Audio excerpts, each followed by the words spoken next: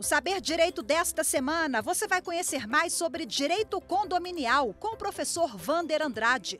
Além de uma introdução ao tema, saiba das normas regentes do condomínio edílico, os direitos e os deveres dos condôminos e do síndico. Começa agora a aula 3.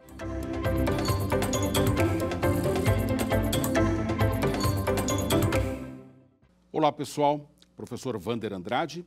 Estamos aqui no Supremo Tribunal Federal, na TV Justiça, no programa Saber Direito, tratando do tema Direito Condominial, Introdução ao Direito Condominial. Nesse conteúdo e nesta terceira aula, nós vamos tratar dos princípios do direito condominial. Como sabemos, quando uma disciplina postula a condição de uma matéria independente e autônoma dentro da árvore do direito, é importante que essa disciplina ela também postule a existência de princípios próprios que façam com que ela seja reconhecida em sua autonomia científica, em sua independência perante os demais ramos do direito. Esta independência e esta autonomia, por certo, não é absoluta. Aliás, ela é necessariamente integrativa, ou seja, nós vamos ter que entender o direito condominial posicionado, por óbvio, dentro do direito de propriedade. O direito de propriedade posicionado dentro do direito civil, este, por sua vez, dentro do direito privado, conquanto ainda devemos lembrar que, ao falar em direito civil e direito privado, não podemos também conceber aquele direito privado clássico, absolutamente individualista, personalista. Não. Hoje, o direito civil constitucional, ele aborda necessariamente uma vertente de um direito que vai enfrentar questões sociais e vai também trabalhar muito com carga axiológica, com carga valorativa. Estamos falando, portanto, dos princípios. E ao falar em princípios jurídicos, é importante também entender como que esses princípios hoje se posicionam na nova ordem jurídica, sobre a nova hermenêutica constitucional e também do direito privado. Isto porque uma visão muito tímida, muito rasa dos princípios do direito podem nos fazer compreendê-los tão somente como elementos integradores da norma jurídica. De fato, a Lei de Introdução às Normas do Direito Brasileiro, a LINDB, assim conhecida antigamente como a LICC, a Lei de Introdução ao Código Civil, hoje com uma nova denominação, uma nova roupagem, assim chamada de Lei de Introdução às Normas do Direito Brasileiro, apresenta o termo da integração da norma jurídica quando ocorrem as chamadas lacunas legais. Nós sabemos que o direito não admite lacuna. Nenhum juiz pode deixar de decidir alegando lacuna no direito. Contudo, pode existir lacuna na lei. E quando existem lacunas na lei, a LINDB, a Lei de Introdução às Normas do Direito Brasileiro, ela orienta que essas lacunas devam ser preenchidas pelos elementos de integração da norma jurídica, pelos instrumentos de colmatação das lacunas jurídicas. E esses elementos são apresentados nesta lei como sendo analogia, costume, princípios gerais do direito e equidade. Todos esses elementos, cada um a seu tempo, vai poder ser aplicado no direito condominial. Eu terei equidade, por exemplo, e o que é equidade, pessoal? Segundo o magistério do saudoso professor Machado Palpério, a equidade nada mais é do que a dulcificação do rigor da lei. Ou seja, quando você aplica aquela lei ao caso concreto. Na área condominial, isso é muito importante, é muito relevante. O síndico, que é o gestor condominial, o síndico que tem o poder disciplinar para aplicar sanções, penalidades a eventuais condôminos, moradores, transgressores das normas condominiais, ele deverá se debruçar caso a caso, casuisticamente. Nenhum caso é idêntico ao outro. e, vez ou outra, ele vai ter que agir com maior brandura, em outros momentos, com maior energia, portanto, com equidade, ou seja, aplicando a norma ao caso concreto e identificando naquele episódio fatores que possam justificar, quem sabe, até mesmo o não sancionamento. Vejam vocês que a Assembleia Geral de Condôminos, a AGE, ou a Assembleia Geral Ordinária, ou a Assembleia Geral Extraordinária, elas têm o poder, inclusive, de revogar decisões de caráter punitivo, decisões de caráter sancionatório. O condômino que, porventura, for multado por um síndico, ele pode recorrer para a Assembleia. E a Assembleia poderá decidir com base na equidade. Vejam vocês que ela tem esse poder, ou seja, ela tanto poderia, em tese, anular uma penalidade que não está ali congruente com os princípios e regras do direito condominial, como ela poderia revogar, simplesmente cancelar e sem motivo, porque ela tem este poder, qual seja o poder de cancelar. Isto porque a Assembleia Geral de Condôminos, ela não é uma reunião. Claro que numa visão prática, pragmática, a Assembleia é uma reunião, mas juridicamente nós devemos concebê-la como um órgão dentro da estrutura do condomínio. Assim como existe o síndico, que é o órgão executivo, assim como existe o conselho fiscal, que é o órgão consultivo, assim como pode haver outros conselhos, como o conselho consultivo, que também só vai ajudar o síndico emitindo pareceres, emitindo opiniões, você tem a Assembleia dos Condôminos. E a Assembleia dos Condôminos possui função normativa e, eventualmente, até função recursal. Ela vai julgar, eventualmente, das decisões do síndico e pode cancelar uma multa com base no princípio da equidade. Olha que interessante. Mas não é só isso. Também outros critérios de comatação das lacunas jurídicas, como é o caso do costume do direito consuetudinário, também pode ser aplicado nos condomínios. Vejam vocês dois exemplos bem elementares, que a lei, por vezes, não disciplina, ou quando não o faz, ou quando o faz, também deixa, assim, dúvidas quanto à sua possibilidade de aplicação. Eu me refiro a uma questão candente, palpitante, que eu particularmente nem vejo de grande importância, mas tudo no seu tempo. Hoje tem sido uma questão muito controvertida, muito chamada à baila, que é a questão da possibilidade de você colocar bandeiras na fachada de um condomínio. Poderia o condômino colocar bandeiras na fachada do edifício? As normas condominiais são bem conclusivas. As normas condominiais proíbem que qualquer morador possa colocar faixas, bandeiras, qualquer tipo de tecido, qualquer tipo de informação, justamente para preservar o patrimônio, para preservar a identidade arquitetônica, para preservar a imagem que aquele edifício tem e o seu valor econômico, inclusive o seu valor coletivo. Contudo, eu não posso olvidar o fato que direito condominial não é apenas lei. A lei é a principal fonte do direito condominial, não há dúvida disso.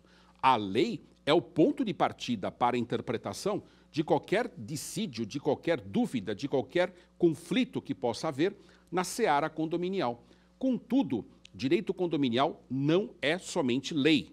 Direito condominial é também direito consuetudinário, é também o direito costumeiro. E vejam vocês, por ocasião da Semana da Pátria, me parece totalmente justificável, é um costume nacional, é um costume que está incorporado, assimilado na vida da nacionalidade, estampar bandeiras nacionais nos edifícios e se justificará, inclusive, com fundamento legal específico. Contudo, vamos lembrar, por exemplo, do Natal.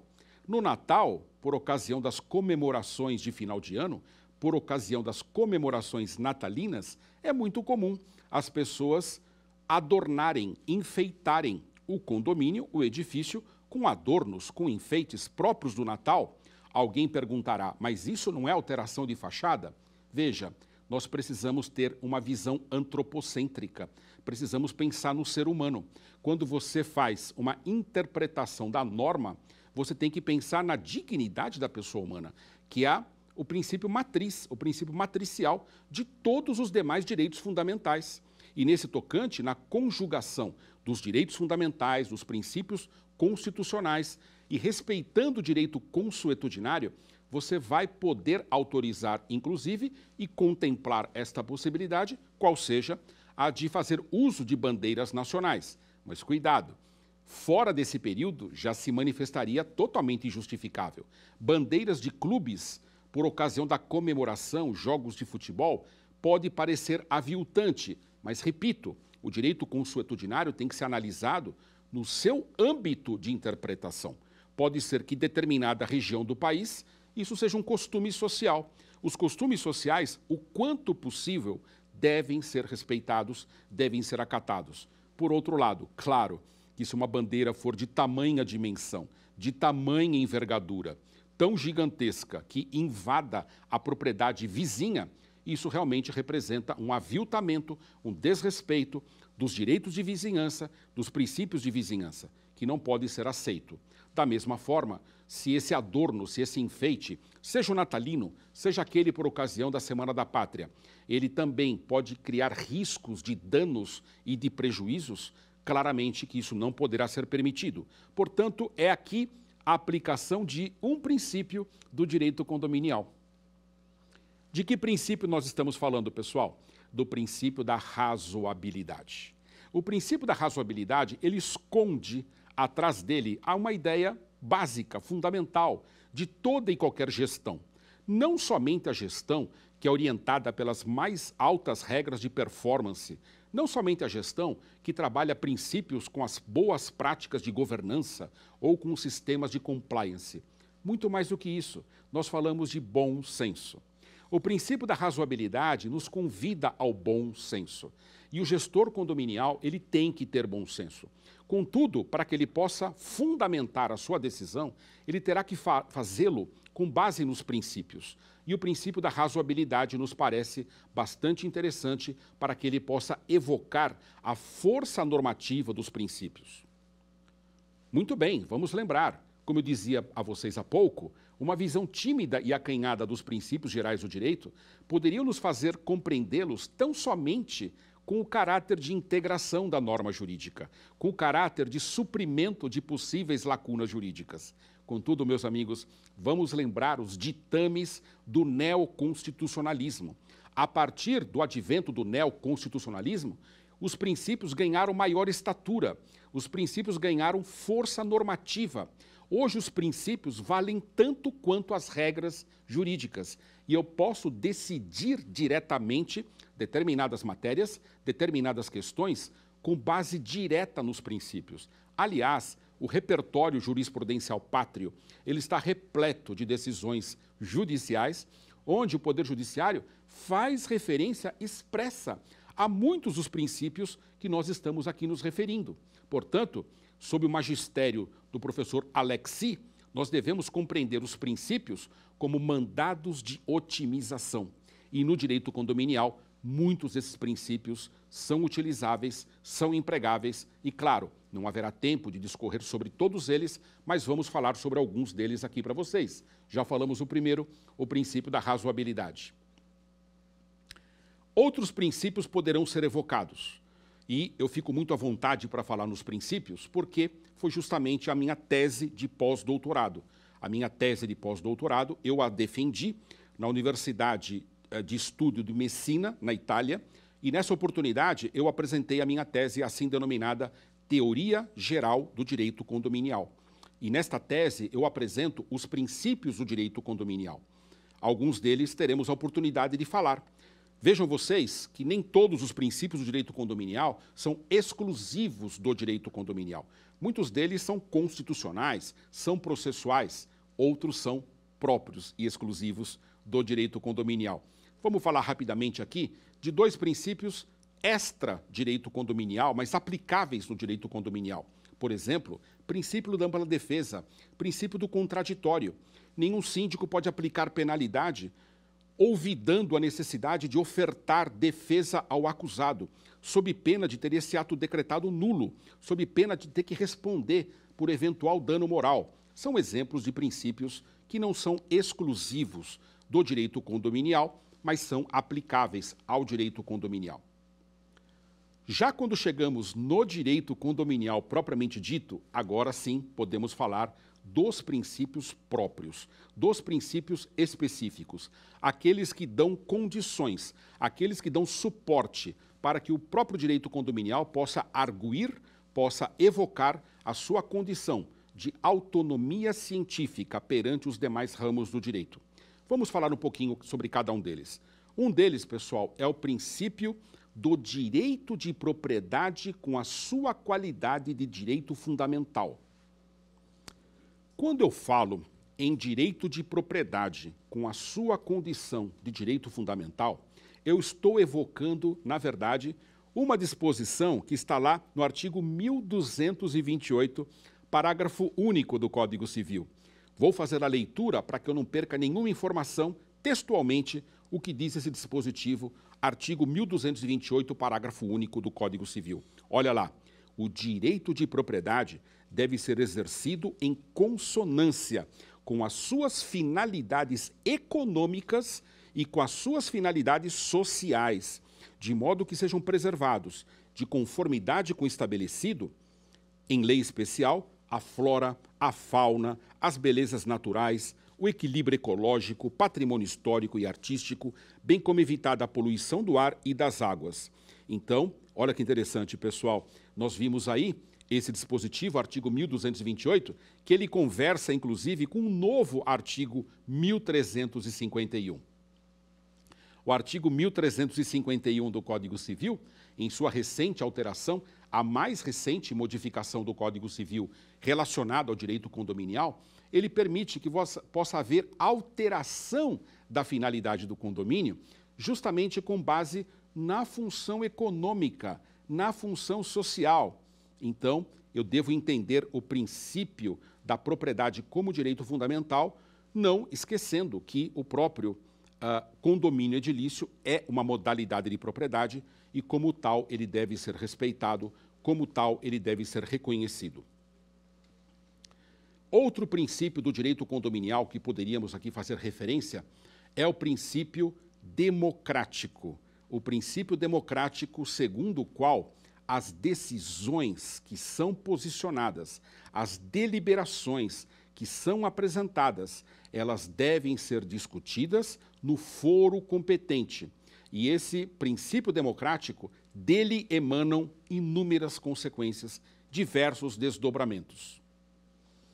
Um dos desdobramentos mais evidente que fala da necessidade de se respeitar o princípio democrático dentro do condomínio é aquele que impõe que todos os condôminos devem se curvar à vontade da maioria. Mas não somente isso. Reparem vocês que o ato solene, que é chamado de Assembleia Geral de Condôminos, ele afirma que se porventura um único condômino deixar de ser convocado, eu poderei ter nulidade. Em poucas palavras, o Código Civil determina que todos os condôminos devem ser convocados para que uma assembleia seja efetivamente realizada, para que uma assembleia seja reputada válida. E aí você me pergunta, mas uma assembleia que porventura olvidou, esqueceu, falhou em convocar um ou outro condômino, será reputada nula? Na verdade, esse comando legal, no sentido de que todos os condôminos devam ser convocados, é um comando imperativo, é um comando obrigatório e é um ponto de partida do qual nenhum de nós pode se afastar. Mas, na prática, eu tenho sempre que ver o caso concreto. Pode acontecer de, nesta assembleia, em que um condômino eventualmente não tenha sido convocado, a sua presença em nada alteraria, em nada modificaria os resultados daquela eleição, os resultados daquelas deliberações e assim por diante. Em poucas palavras, eu vou ter que provar a existência de prejuízo. Ou seja, não basta a violação ao texto de norma, não basta a violação do princípio majoritário. É necessário que eu faça também a prova da existência do prejuízo, haja vista a existência daquele brocardo jurídico Não há nulidade, não há se falar em nulidade se não há prova do prejuízo, se não há existência de dano, se não há prejuízo, portanto. Vejam vocês que esse princípio majoritário, ele está inclusive associado a outro princípio do direito condominial, que é o princípio do interesse coletivo. Segundo o princípio do interesse coletivo, o interesse da maioria deve prevalecer sobre o interesse particular. Reparem que, como princípio, ele é uma diretriz, ele é um vetor hermenêutico, ele é um instrumento de interpretação e de aplicação das normas jurídicas. Mas ele não tem um caráter absoluto.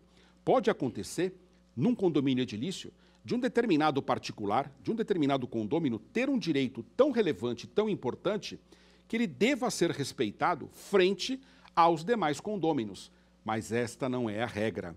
A regra é a de que, no direito condominial, o interesse da coletividade, o interesse da comunidade condominial deve prevalecer sobre o interesse privado. E é justamente isso que se dialoga com o princípio majoritário. Princípio majoritário, princípio do interesse coletivo, se coloca como instrumento hábil para a solução de diversas demandas no âmbito do direito condominial.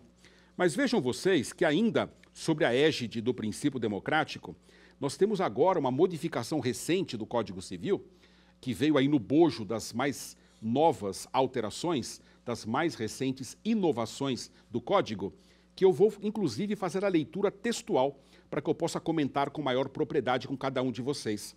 Olha o que diz o artigo 1354-A.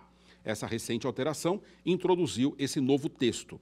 Diz assim, referindo-se à Assembleia: a convocação, a realização e a deliberação de quaisquer modalidades de Assembleia dar-se-á de forma eletrônica, desde que, 2 pontos, tal possibilidade não seja vedada na convenção de condomínio. Olha que interessante, temos um princípio aqui do direito condominial, já vou falar dele para vocês. E sejam preservados aos condôminos os direitos de voz, os direitos de debate, os direitos de voto. Olha que interessante, pessoal, não sei se vocês se deram conta. Esses direitos, o direito de participação, o direito de debate, o direito de voto, o direito de voz, eles já eram reconhecidos jurisprudencialmente, até o advento dessa mais recente alteração, que repercutiu na chamada Assembleia por meio virtual. Agora, como regra, eu posso ter nos condomínios Assembleia por meio virtual. Na minha interpretação, sempre se pôde ter, mesmo antes desta lei. Afinal de contas, estamos trabalhando conceitos de direito privado, e no direito privado, o que vale à luz do confronto com o princípio da legalidade é o de que tudo aquilo que não é proibido é permitido. Como o Código Civil em nenhum momento proibiu, vedou as assembleias por meio virtual, me parece que mesmo antes do advento desta lei, eu poderia ter as assembleias por meio virtual. Mas esse entendimento não é unânime, ele não é pacífico, aliás, é até controvertido. Há aqueles que entendem que haveria de haver uma lei disciplinando a assembleia por meio eletrônico, a assembleia por meio virtual, e dando condições, inclusive, de sua efetiva realização. Mas o que chama a atenção aqui nem é esse debate sobre poder ou não poder, até porque hoje temos lei, e a lei que disciplina a Assembleia por meio eletrônico, então não há o que se discutir essa matéria. Mas o que é bacana, o que é muito interessante aqui nesse caso, é o fato de que o direito de voz, o direito de participação, o direito de deliberação, o direito ao voto ou, em última análise, a manifestação de vontade do condômino, agora estão expressos na lei. Alguém dirá, mas isso diz respeito à Assembleia por meio eletrônico. Não, eu devo fazer aqui uma interpretação lógico-sistemática, de tal sorte que os artigos conversem entre si. Porém, portanto, se eu tenho o direito de voz, se eu tenho o direito de debate, se eu tenho o direito de participação, se eu tenho o direito de voto numa assembleia por meio virtual, é claro que esse direito também há de me ser assegurado numa assembleia presencial. Nessa assembleia presencial, portanto, ou na assembleia por meio eletrônico, textualmente, expressamente, o legislador reconheceu o princípio democrático, o princípio segundo o qual as vozes dos cidadãos, nesse caso, as vozes dos condôminos, devem ser ouvidas, devem ter oportunidade real, efetiva, sob pena, obviamente, de nulidade, se presente, se comprovado, se existente dano ou prejuízo efetivo.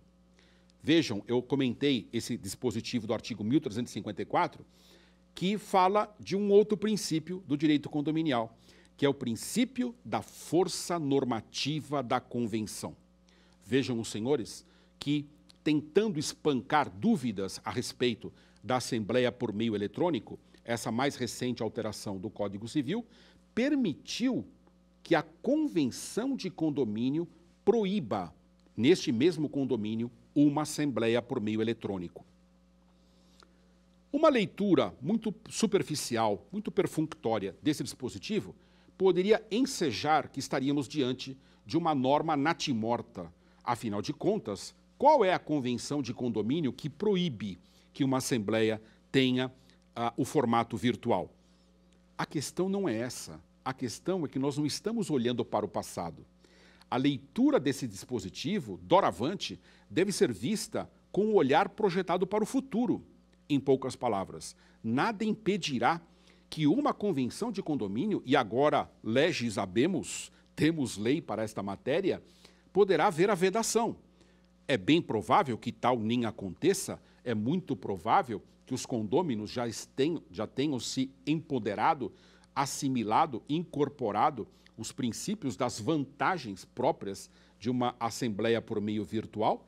Ela foi muito testada, foi muito utilizada no período pandêmico, mas mesmo após o período de pandemia, a opção pelas assembleias virtuais ou híbridas continua sendo muito grande. Mas mesmo nesses ambientes, e a preocupação do legislador foi que houvesse a subtração dos direitos democráticos de cada condômino, houve o legislador entender por bem frisar, estampar, garantir que houvesse ali o direito de voz, o direito ao debate, o direito à deliberação, o direito à participação consagrados na própria lei, para que dúvida não houvesse. Nós falávamos há pouco do princípio da força normativa da convenção. É a convenção que poderá, como dissemos anteriormente, estabelecer o critério pelo qual será cobrada a cota condominial. É esta convenção que pode ampliar os direitos e deveres do síndico.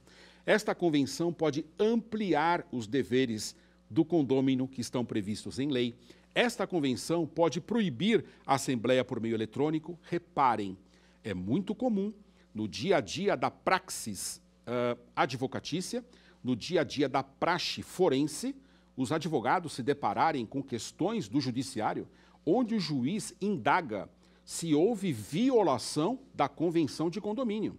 Com isso, o juiz está querendo dizer que a convenção de condomínio tem que ser respeitada, tem que ser acatada. Claro que esta convenção tem que estar condizente com o sentido que ela propõe. Claro que ela não pode aviltar princípios fundamentais, claro que ela não pode colidir com disposições legais. Afinal de contas, a convenção ocupa um espaço, do ponto de vista hierárquico, inferior à própria lei e, obviamente, inferior à própria Constituição. A natureza jurídica da convenção, da qual já tivemos oportunidade de nos referir, qual seja a de um ato norma, ela também tem o perfil de natureza infralegal, ou seja, a convenção está abaixo da lei. Então, conquanto ela tem a força normativa, conquanto ela pode produzir normas jurídicas, conquanto ela seja um receptáculo adequado para as normas jurídicas condominiais e a mais importante norma condominial da gestão do condomínio, ela tem que respeitar os seus limites, ela tem que entender até onde ela pode estabelecer suas regras, sob pena de ver os seus comandos naufragados, esses seus comandos desrespeitados, esses seus comandos nulificados. Outro princípio muito importante, pessoal, sobre o qual não podemos olvidar, é um princípio assim denominado princípio da vinculação ao edital. O edital é um instrumento muito importante dentro da gestão de condomínios. As assembleias, para que possam ser realizadas, elas imprescindem, elas necessitam, é imperativo e categórico, que elas sejam antecedidas, precedidas da elaboração de um edital que deve ser formatado, realizado, escrito, portanto, um instrumento formal e publicado, mediante convocação de todos os condôminos. O edital, como nós aprendemos em outros ramos do direito, ele costuma ser dito que ele faz lei entre as partes. E é exatamente isso. O edital, ele traz um comando normativo, ele decorre da própria existência da convenção, ele decorre da própria dicção legal que determina que uma assembleia seja precedida por edital. E quando um edital ele é elaborado, quando o edital ele é escrito, ali no edital os itens têm que ser muito bem planejados, têm que ser muito bem pensados, têm que ser posicionados, inclusive, sobre o tempo de assembleia que eu terei para debater esses mesmos itens. Não é raro nós encontrarmos assembleias que não conseguem deliberar tantos itens. Tamanha foi a volúpia, tamanha foi a vontade do gestor em decidir tantas matérias. Então, esse crivo, essa análise, esse cuidado na elaboração do edital deve observar vários aspectos. Deve observar a possibilidade jurídica, deve verificar a viabilidade de aprovação do item. Hoje, como ferramenta de gestão, muitos síndicos, sabiamente, de forma inteligente, utilizam instrumentos prévios que não têm valor jurídico. Vamos deixar claro, as chamadas enquetes, por meio do qual um determinado tema é feita uma prévia, como se fosse uma consulta pública, percebe? Ou seja, ouvindo os interessados para, antes de pautar um item, antes de colocar num edital e antes de convocar uma assembleia, saber se ele tem viabilidade, se ele tem aceitabilidade, se ele tem possibilidade de ser aprovado numa assembleia. É muito ruim para um síndico posicionar um item que ele já sabe que a assembleia vai rechaçar, que ele já sabe que não será bem aceito. Então, esse cuidado tem que ser muito bem elaborado. Mas eu quero frisar, pessoal, que dentro desse princípio da vinculação ao edital, pode haver muitas nulidades da assembleia, se não total, ao menos parcial. Por exemplo, não é possível que se discuta em assembleia um item que não foi previsto em edital. Da mesma forma, há várias decisões judiciais nulificando assembleias, identificando hipóteses de nulidade parcial só da votação daquele item ou da nulidade de toda a assembleia. Às vezes, a nulidade se dá por arrastamento, ou seja, a assembleia ela acaba sendo totalmente anulada por força de um único item, que, na verdade, muitas vezes o síndico, ou de uma forma, digamos, negligente, ou de uma forma dolosa, intencional, fez com que aquele item fosse deliberado, mas não estava previsto num edital. Isso não pode. Outro ponto importante é reconhecer que a Assembleia Geral de Condôminos, essa assembleia, pessoal, ela tem duas fases, duas etapas muito claras. Só que uma etapa ela é invisível e a outra etapa é a etapa visível. A primeira etapa é a etapa da elaboração do edital, por isso que eu chamo de etapa invisível. Ela é feita ali no âmbito da administração condominial, quando é elaborado o edital. Mas no momento que o edital é publicado, inicia-se a segunda etapa, a etapa da convocação, que já é pública, e a etapa da própria realização da Assembleia, que também é por demais visível, por demais sensorialmente perceptível e, claro, que a participação dos condôminos, seja no modelo presencial, seja no modelo híbrido, seja no modelo virtual, vai trazer a vontade do coletivo. E aí que você começa a perceber que os princípios do direito condominial começam a conversar entre si. O princípio majoritário, o princípio democrático, o princípio da vinculação ao edital, o princípio da legalidade, segundo o qual o ponto de partida do gestor condominial deve ser a lei. A lei é a principal fonte, do direito condominial e deve ser a principal fonte do gestor condominial. Portanto, o princípio da legalidade que nós encontramos no direito tributário, que nós encontramos no direito penal, que nós encontramos no direito administrativo, sempre com leituras próprias e aplicáveis a cada ramo do direito, no direito condominial tem este significado. O princípio da legalidade quer dizer que o ponto de partida da interpretação, o ponto de partida da intelecção, da compreensão das normas do direito condominial, dos problemas que possam se colocar sob a égide do operador do direito condominial, deve ser a lei. A lei é o ponto de partida, a lei é o ponto de chegada, mas quando a lei for omissa, quando a lei for silente, claro, nós vamos nos valer das regras de colmatação legal, das regras de suprimento das lacunas legais, como já tivemos oportunidade de nos referir. Ainda falando sobre os princípios do direito condominial, há dois princípios que nós não podemos deixar de fazer referência. O princípio da responsabilidade. O princípio da responsabilidade ele está muito associado ao papel do síndico. O síndico, quando faz e quando não faz, ele assume responsabilidade. E ele tem dever de fazer. E há momentos em que ele não pode fazer. A título de ilustração, vejamos o que diz o artigo 1348 do Código Civil. O artigo 1348 ele traz comandos normativos, deveres, competências, obrigações que o síndico deve agir. Por exemplo, é dito no artigo 1348, numa das mais importantes incisos desse mesmo dispositivo, que o síndico deve manter as áreas comuns, que ele deve guardar as áreas comuns e que ele deve fazer isso com zelo, ele deve zelar pelas áreas comuns. Ao assim dizer, nós estamos também afirmando que o síndico que não faz, ele responde na eventualidade de advir um dano, na eventualidade de efluir um prejuízo verificável a determinado condômino. Exemplificando, o síndico tem o dever de manter as áreas comuns. Dentre as áreas comuns, há um, digamos, instrumento, um veículo de transporte chamado elevador.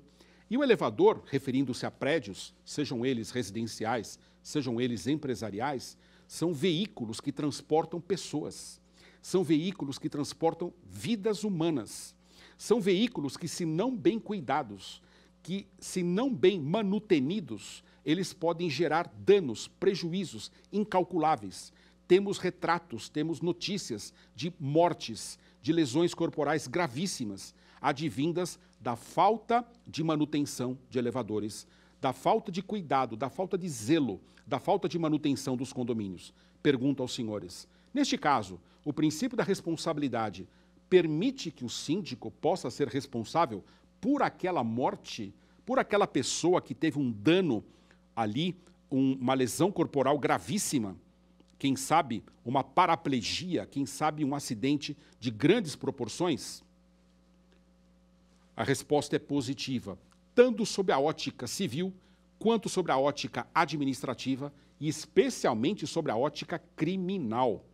O Código Penal ele deixa muito claro, lá no artigo 13, parágrafo 2º, quando ele se refere, por exemplo, à condição de garante. Segundo o Código Penal, garantidor ou garante é a pessoa que tem o dever jurídico de agir. E se essa pessoa não agir, segundo também a dicção do Código Penal, nesse mesmo diploma, nós lemos que a omissão será penalmente relevante. Quando a pessoa que tem o dever jurídico de agir, devia agir e não agiu, podia agir e não o fez. Quando isso ocorre, existe responsabilidade criminal, ou seja, se houver morte, se houver lesão corporal, se houver algum dano à saúde, à integridade física das pessoas. Eu dei o exemplo do elevador, mas eu podia dar exemplos tristes, desagradáveis, de acidentes e de incidentes que acontecem em condomínios, por exemplo, nas piscinas, quando a piscina não sofre adequada manutenção, quando as bombas que ornam a piscina, que fazem parte integrante daquele complexo estrutural, não sofrem manutenção adequada, há incidentes em que crianças, em que adolescentes são lesionados gravemente. E isso pode repercutir em todas as áreas do condomínio. Veja, portanto, o exemplo das academias. Outro dia eu sofria uma consulta em que uma determinada síndica me perguntava como que jovens podem adentrar as academias. Quais são os parâmetros legais para que jovens possam frequentar academias? E perquirindo a legislação municipal, naquele dito município, havia já uma orientação legal para que somente adolescentes com 16 anos pudessem fazer uso da academia.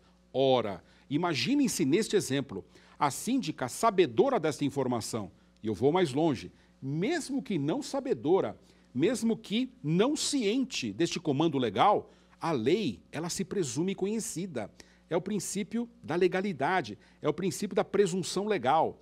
Quando uma lei é publicada, quando uma lei é editada, quando ela é promulgada e ela é tornada do conhecimento público, ninguém pode alegar ignorância da lei. Esse é um princípio básico, elementar de direito, está expresso lá na LINDB, na Lei de Introdução às Normas do Direito Brasileiro. Portanto, se um síndico permite, naquele município, que um jovem de 14 anos adentre a academia e ele sofre uma lesão, eu estou aqui identificando uma hipótese de causalidade, uma hipótese de nexo causal, uma hipótese em que a não ação do síndico, a inércia do síndico, a negligência do gestor condominial também foi causa. Veja, não estou afirmando que ela foi a causa peremptória, não estou dizendo que ela foi a causa determinante, mas é aquilo que no direito penal chama-se de concausa, ou seja, eu tenho mais de uma causa conjuntamente. A inércia do síndico, a negligência do síndico, a imprudência do síndico pode ser causa de dano. Portanto, o princípio da responsabilidade, ele é muito relevante no direito penal, porque ele nos lembra que o síndico pode ser chamado à responsabilidade no campo civil, no campo criminal, no campo trabalhista, no campo previdenciário, no campo ambiental, administrativo e tantos outros. E deve-se lembrar uma coisa, no campo civil, como o síndico é o representante do condomínio, se porventura o condomínio é condenado, porque isso é o que normalmente acontece, quando alguém sofre um dano, quando alguém sofre um prejuízo, a ação judicial não é promovida contra o síndico, ela é promovida contra o condomínio, que embora seja um ente despersonalizado, ele pode se posicionar, ele pode figurar no polo passivo de uma ação indenizatória, de uma ação ressarcitória, numa ação de perdas e danos, numa ação que postule dano material e, eventualmente, até mesmo dano moral. Ora, se o condomínio é condenado e se verifica e se constata que a causa da condenação do condomínio foi a inércia do síndico, o que isso quer dizer para os condôminos? Qual é a mensagem que está sendo passada para o coletivo de proprietários? Muito simples, pessoal. O condomínio, daqui para frente, o condomínio, uma vez condenado, o condomínio, doravante, ele poderá fazer uso do direito de regresso. Ele poderá ingressar com ação regressiva. Ele poderá postular do síndico, que foi o causador do dano, o ressarcimento do prejuízo. Porque, em última análise, o condomínio, que não existe, é uma ficção jurídica, ele é representado por uma pessoa que existe, que é a pessoa física. E os titulares de direitos, os condôminos, também existem, também são de carne e osso. E o prejuízo que eles sofreram enquanto coletividade não se faz justificável. Então vejam vocês que até para evitar esses questionamentos e prejuízos, não somente diretamente relacionados à negligência, à imprudência e à imperícia, que integram a culpa, muitos síndicos têm procurado, e o mercado é muito próspero e muito rico em oferecer alternativas a esses síndicos, já oferece produtos, tais como seguros de proteção de responsabilidade civil para síndicos. Vejam como o mercado não brinca, o mercado não para e está sempre criando inovações, de olho no fato de que os síndicos podem e com frequência são também responsabilizados. Daí porque é o princípio da responsabilidade. E há mais um princípio que eu gostaria de falar, dentre este rol de princípios meramente exemplificativo, não é um rol taxativo, não é um rol números clausus, mas é um rol que eu tive a oportunidade de discorrer, de apresentar. Há mais um princípio que neste tempo nos parece possível discorrer. Estou falando do princípio da solidariedade. O que nos diz o princípio da solidariedade?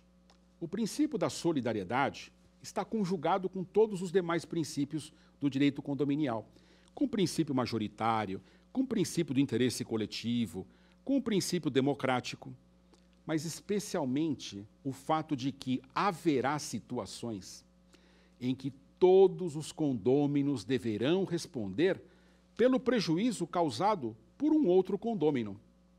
Pasmem vocês, e eu vou dar aqui um exemplo. Queda de objetos.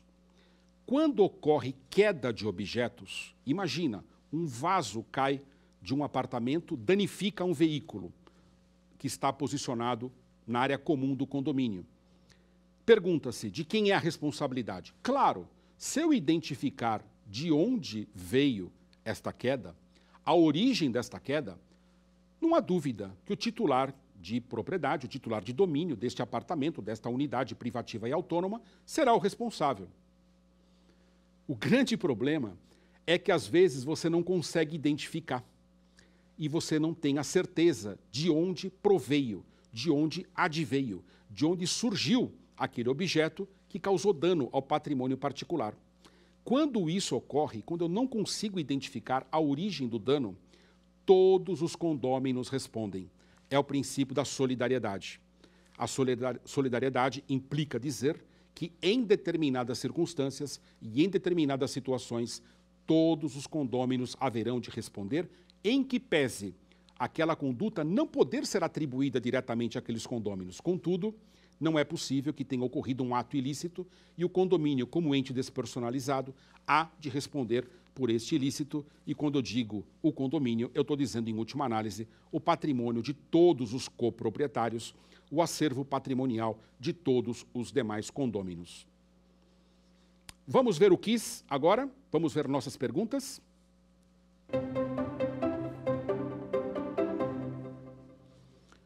Qual a lei atual de regência do condomínio edilício? Alternativa A aponta a Lei número 4591 de 1964.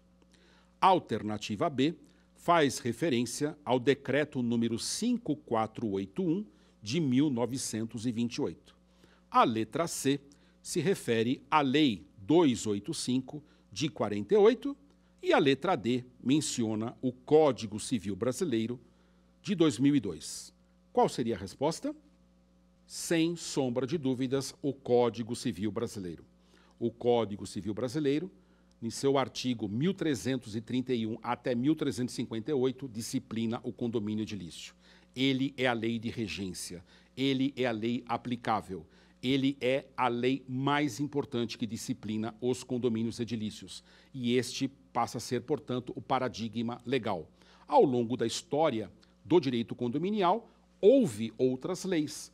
Houve decretos como o de 1928, houve o Estatuto dos Condomínios, a Lei Caio Mário, de 1964. Contudo, esses dispositivos, esses diplomas legais, restam revogados, restam derrogados, segundo o entendimento de parte da doutrina, mas não há dúvida alguma que a Lei de Regência é o Código Civil Brasileiro de 2002. Vamos para a próxima?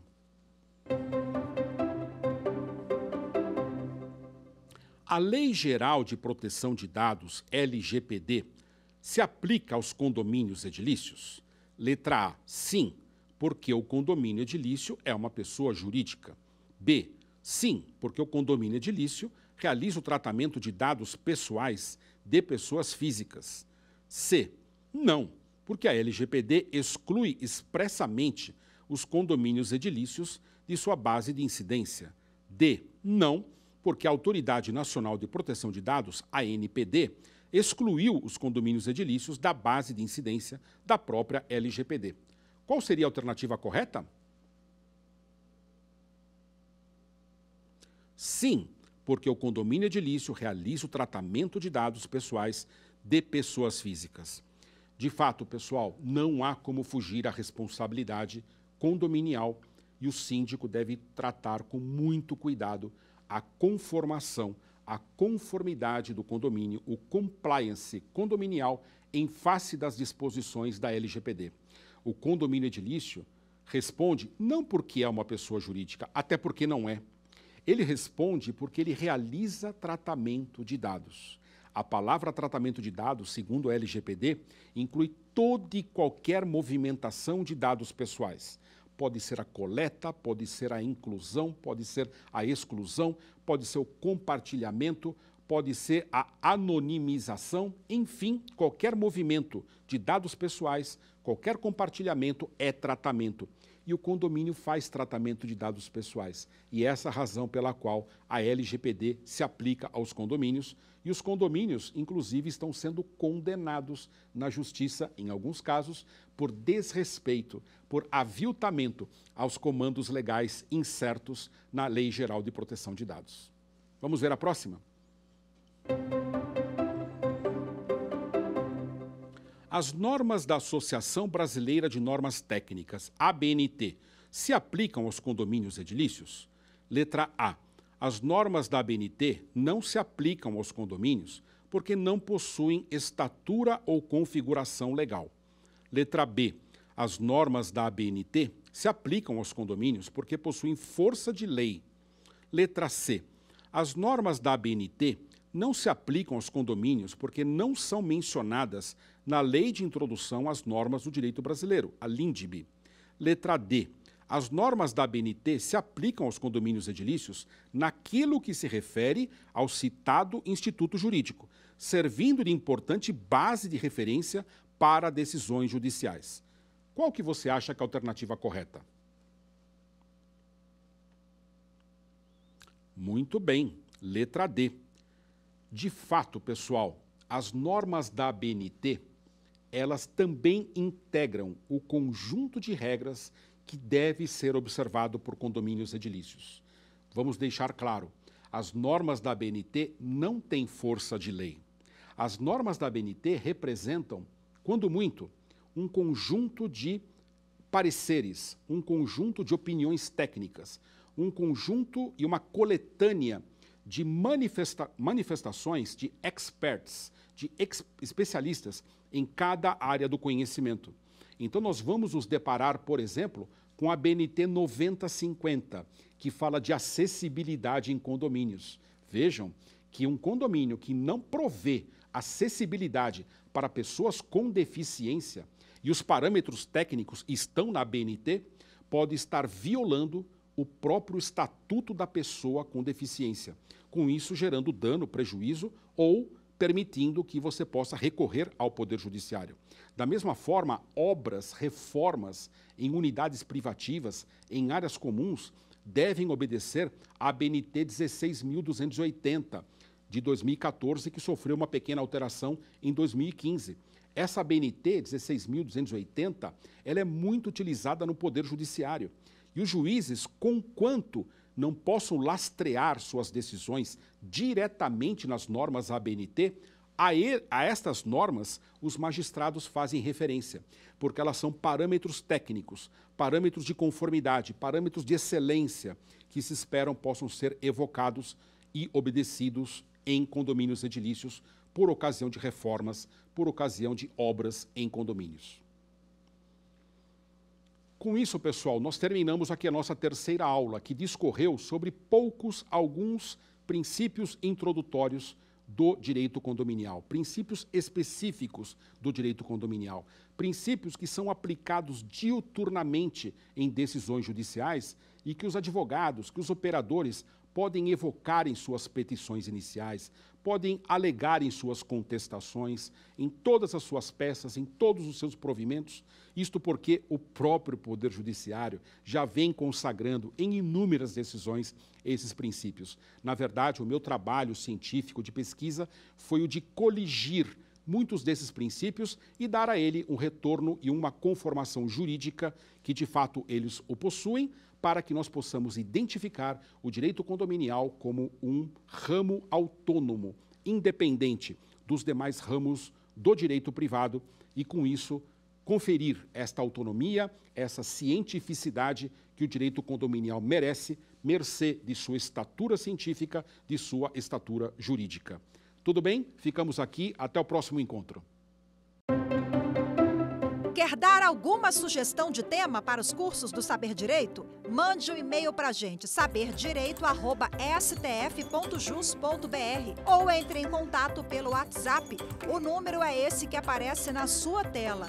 Você também pode estudar pela internet. Acesse o nosso site tvjustiça.jus.br ou pode rever as aulas no canal do YouTube TV Justiça Oficial.